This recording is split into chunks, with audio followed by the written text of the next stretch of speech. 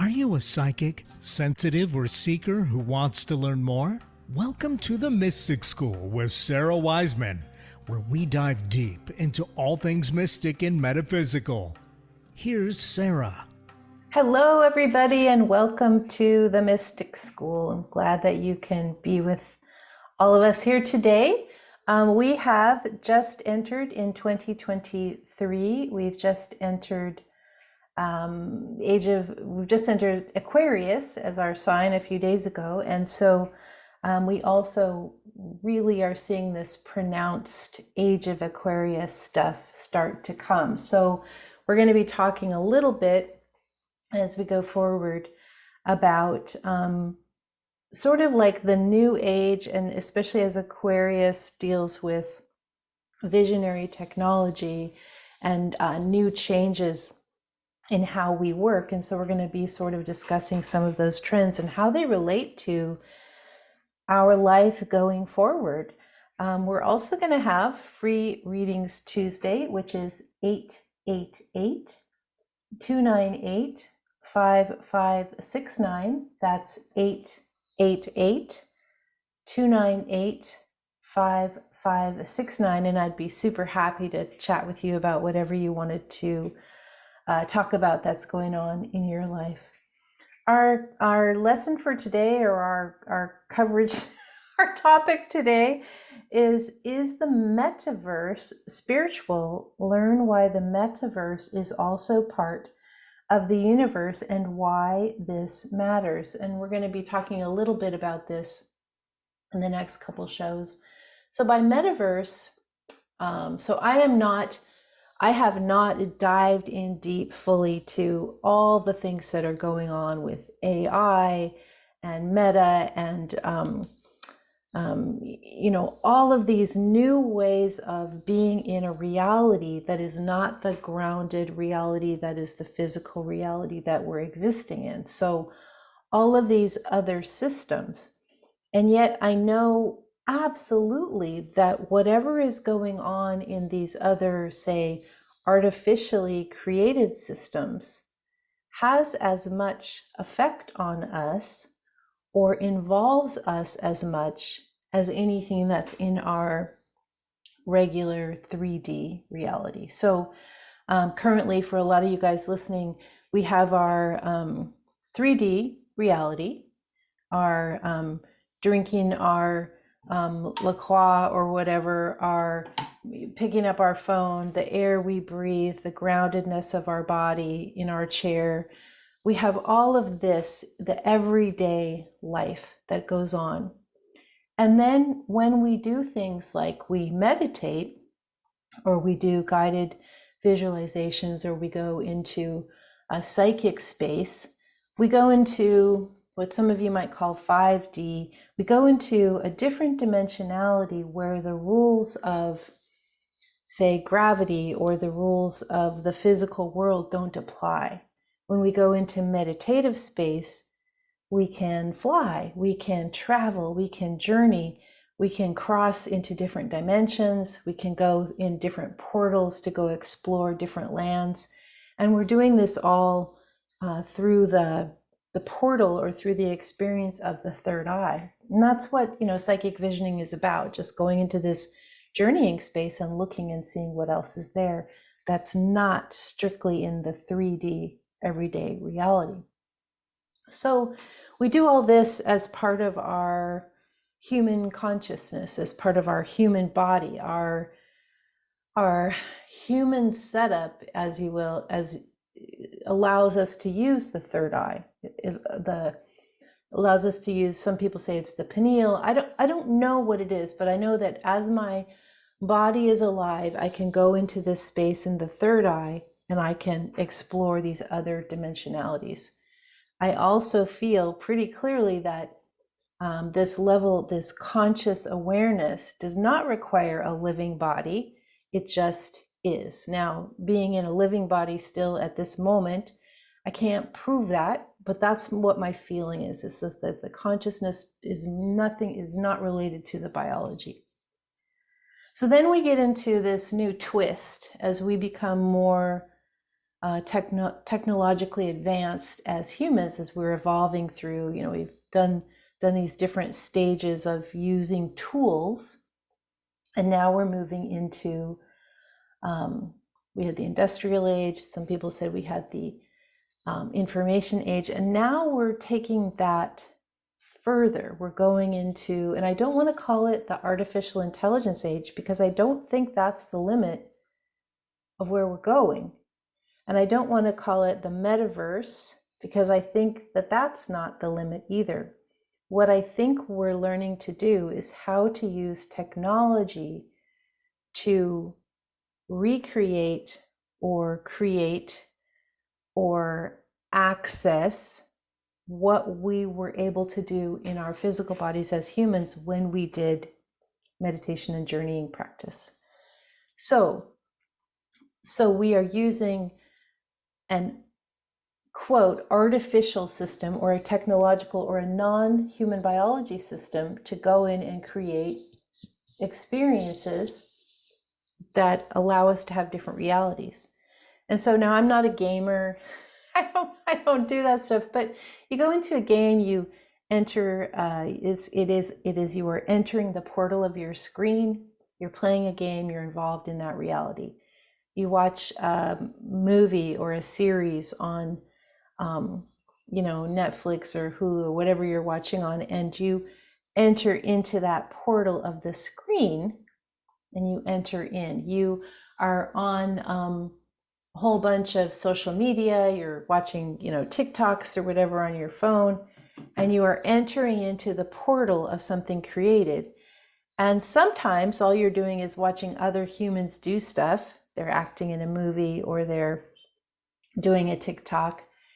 And now the new thing is that you are engaging in something that is not just other humans, it's artificially created. It's created by a non-human intelligence system.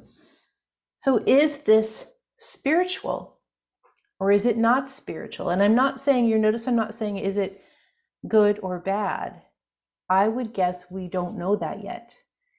But what I would say is that just as when you go into third eye and do journeying, meditation, and visioning, if you have a lot of this experience, you understand that what is happening in the journeying world creates direct change in your physical reality.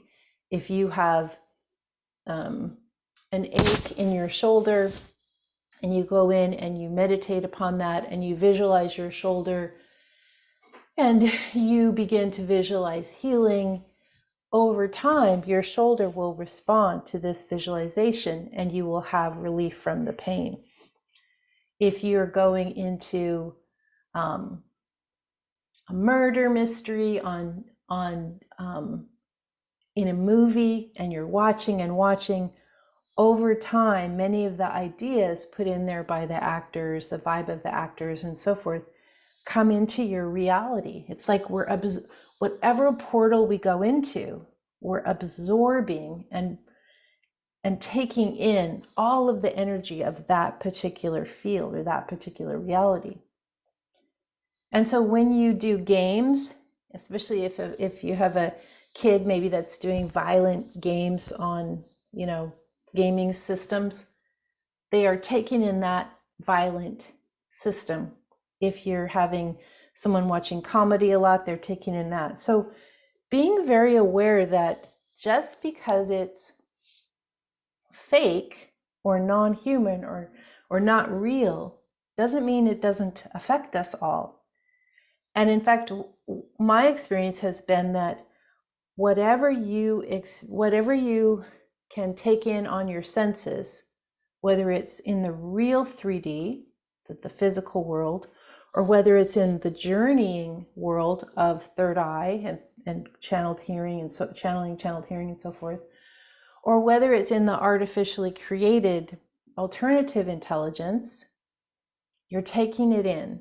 Doesn't matter where it comes from, whatever you're taking in is what you're taking in.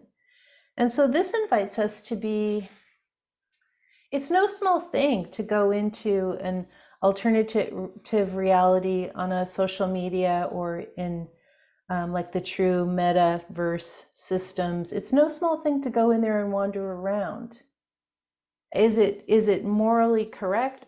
Again, this is for you to decide. I'm not here to make moral statements about this, because each person has to decide based on the level of their understanding what's going to be appropriate for them. If you're at a really low level of understanding, you're going to probably accept a lot of negativity and toxicity and violence and that kind of thing, and that's going to be fine for you because that's where you are. If you're at a higher level of your understanding, this is going to be offensive to you and not harmful.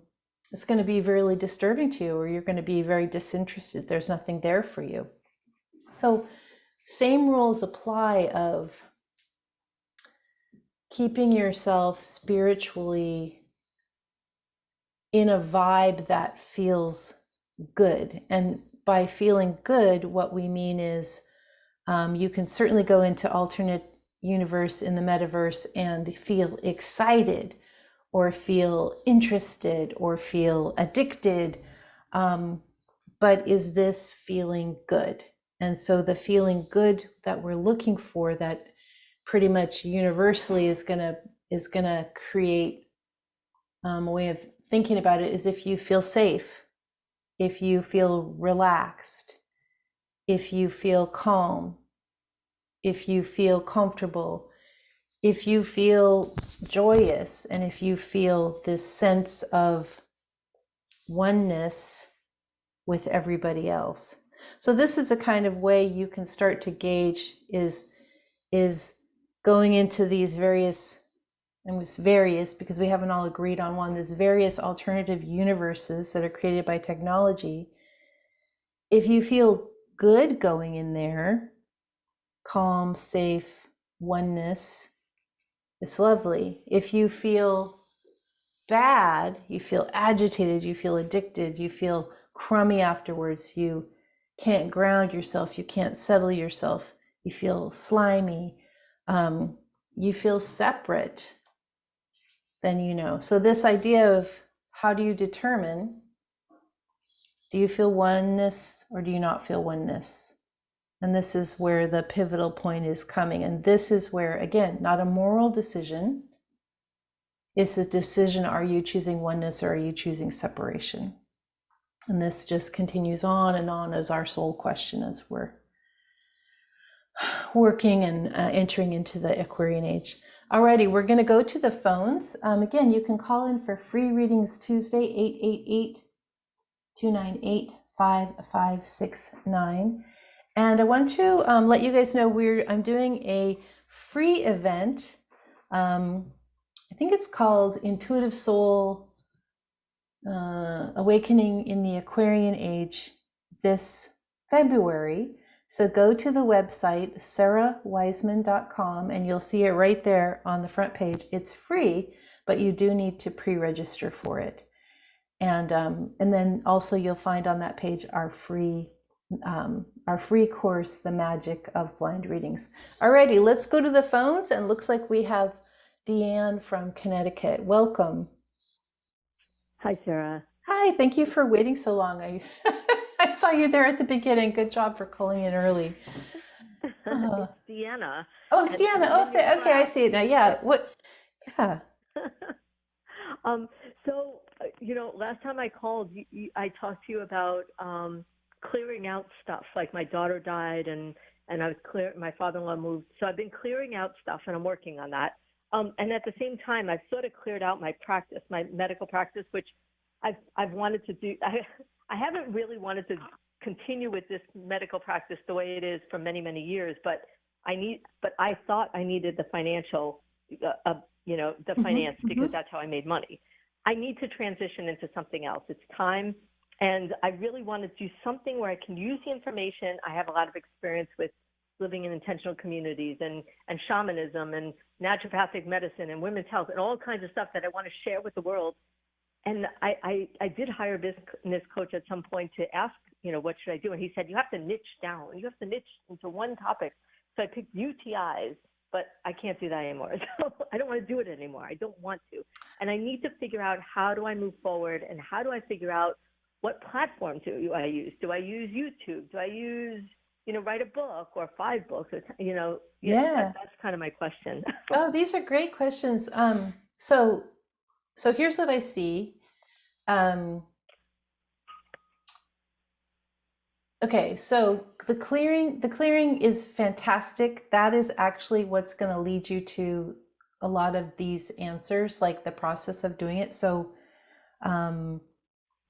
keep doing that at the speed you can handle, like, because it does bring up emotions, but just keep pressing through as if you're under a deadline, which you're not, but the faster you go, the faster things can fall into place.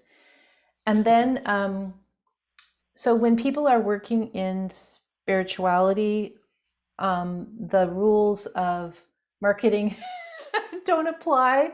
So I would toss out whatever you heard then, or it may be that you've already completed, that part of your journey, but throw out whatever that person told you. It may have been good for the time, but it's not good for now.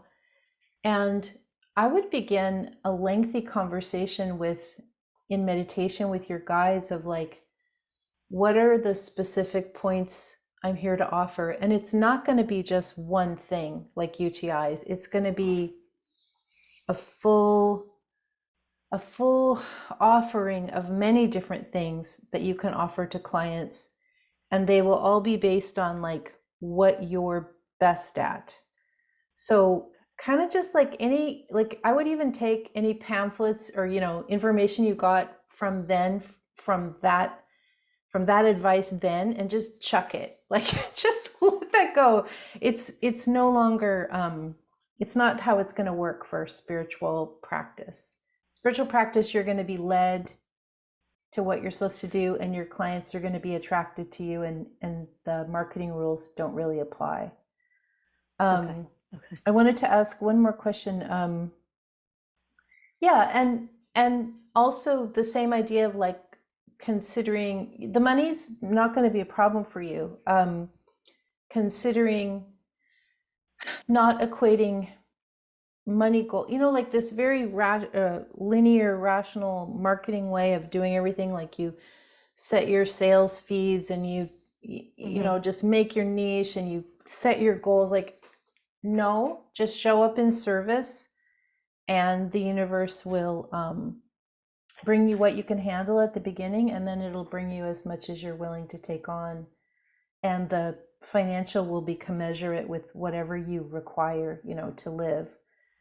So kind of like throwing in addition to throwing all this stuff away, or not giving it away, throwing away, clearing it, you're also throwing away a lot of advice that maybe is for the old you or for the dated time, and that doesn't really serve you anymore. Okay, great. Even if and I know people are listening like, but I paid $3,000 for this business coach. It's like, yeah, but if you're doing spiritual work, that's not how the rules of the game are played. It's like a different rule set for spiritual practice. And then in terms of what to use, I would probably choose, some people love to sit in a room and write. Some people love to be on camera. Some people love radio. Some people love creating memes. I would say choose 2 things, and then choose what you like best. Like, which do you like better? Do you like sitting? I kind of feel like you don't like to sit you wouldn't like to sit in a room by yourself slogging out books. No. That would be like torture for you. Yeah, I don't like sitting. Yeah. So get something really active, like maybe, YouTube's going to be the best for you. Or radio, something where you can be really active. Or maybe you want to do, just tons and tons of, workshops. Maybe you want to actively get in the mix with people and just do it that way. But just pick 2 things, and then let the rest go. Okay. And pick what you like the best. And don't feel like the days of the book are kind of, unless you're Prince Harry, it's probably not going to make you that much money. So you have to have that platform to start with. Yeah. That's great. Thank you so much. I know someone else is waiting, so I can email you or Okay, another yeah, question. sounds good. Okay, Okay, thank you. thanks, Nina. Thank you. Bye. Yep, we do. Yeah, you guys, you know, rules are always changing, and you know, just kind of think, if you're wondering, like, should I use this old advice? Go watch some movies from the 80s and 90s and look at how dated they are, and realize even something that you were working on 10 years ago is dated in the same way. What it's really about is you contributing your unique gifts and skills to the world. And if you know, if you decide that you're going to use your best skills, which are usually what's easiest for you and what you like the best, if you decide you're going to do that, the universe just welcomes you with open arms. So you don't have to follow anybody else's program, especially any program with sales funnels, and just, you know, you can just let that go. We do have time for another caller. If anyone would like to call in, the lines are open. 888-298-5569, 888-298-5569, and I'd be happy to talk with you, but please call in right away because we don't have that much time left in the show today. I am really astonished by how quickly things are moving, and almost as if time, you know, we talked a couple years ago about how time felt like it was speeding up, and this time it feels that not only is time speeding up, but it feels like we are suddenly having the ability to keep up with a faster flow. And I haven't really talked about this too much because I've just been sensing it, but this idea of being able to take in so much more from what the universe is bringing to you, and not having that be overwhelming. It's just like you just take in more understanding. So for example, you might go to a group that you're interested in person, and have some interaction with the people there. And then you might come back and do a Zoom class with some other people and take in the interaction there. And then you might go outside for a walk and take in the lovely, lovely interaction with the nature you come across. And then you might talk to a couple people on the phone, and you might have that interaction. And then you might read something on your news feed, and you have that absorption. And then you might, you know, say you're doing your chores, and you have that sort of floaty time that happens when you're doing your chores. You're sort of present, but not really. You're in your head, and that happens. And then you go to bed, and you know, then you're at work, and all the things that happen there happen for you. And then you go to bed and you're dreaming, and you know, dreaming like that's a whole other, practically a whole other lifetime, seems like a lot of times. Like, where did I go? What happened? What does it mean? How come I can't remember it? I just got up. And so this idea that our consciousness is all over the place all the time, and this gives us this idea that time is moving faster because our consciousness has actually expanded. We're able to hold more information, guidance, experiences, awarenesses. It feels like we're suddenly able to hold more awareness in ourselves than we could before. Now, some of you, this makes total sense, and others of you are like, I don't know what she's talking about. So just begin to sort of have this idea of what am I thinking about? What am I thinking about above my mind state of worry? What am I just like aware of? And then just noticing how much this awareness is your true reality. It's your awareness is not you're on the metaverse, if anyone's doing that, or you're in different portals doing this and that, watching a movie in that portal, being on a screen, doing a meditation. Your awareness is continuous and constant. It doesn't have any limitations of time or space or dimension or matter. And what I'm finding is it's almost like awareness has gotten an upgrade lately since we've entered this age of Aquarius, and our ability to hold consciousness as something we're experiencing versus the old way where we were just in our minds and in our to-do lists and in our wanting to do everything in the black and white area of the linear thought. Just explore that. Just notice when you're elsewhere, where you really are, and not what your mind is thinking, but where your awareness is. Just kind of start to play with that idea. Again, so reminding you, let's see, go to the website, SARAWISEMAN.com. We have tons of self-study courses there. I will open up signups for spring training pretty soon, so check the website. That's direct training with me. There is the free mini course, The Magic of Blind Readings, and there is just added the free event for February, which is called Intuitive Soul Awakening in the Age of Aquarius, and I'd love to work with you in that way. That's in February. So go to SARAWISEMAN.com and you can find everything there. Everybody, thanks for listening to the Mystic School, and look forward to being with you next week. Thank you.